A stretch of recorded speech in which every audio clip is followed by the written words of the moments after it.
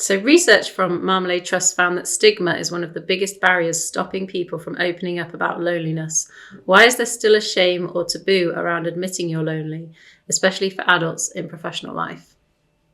Yeah, so I mean, touched on a little bit about the stigma surrounding loneliness. We did some research last year which showed that kind of 80 of the 80% of people who said that they experienced loneliness, more than 60% of them had like never opened up to anyone about it. And the reasons that they gave for that were kind of, embarrassment, fear of judgment.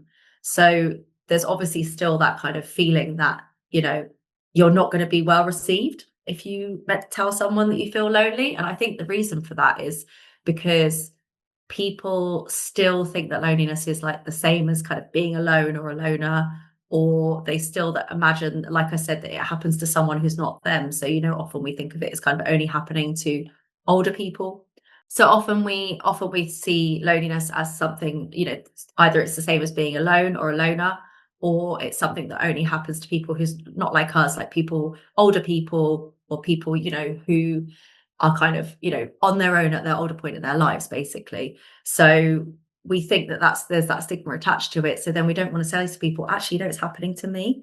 And often we can feel lonely even if we're surrounded by people. So it doesn't necessarily mean that you have to be on your own. You can be in a room surrounded by people. And if you don't feel like you have a connection to those people for whatever reason, then you can feel very, very lonely. I'm sure we've all experienced it, being in a room full of people and feeling lonely. But like I said, we don't always realize that that's what we're experiencing, because that stigma is inbuilt in us as well, to not necessarily recognize that emotion. Because I bet most people don't think of loneliness as a feeling or an emotion. But, it's in the same way we feel sadness, we feel anger, we can feel lonely as well.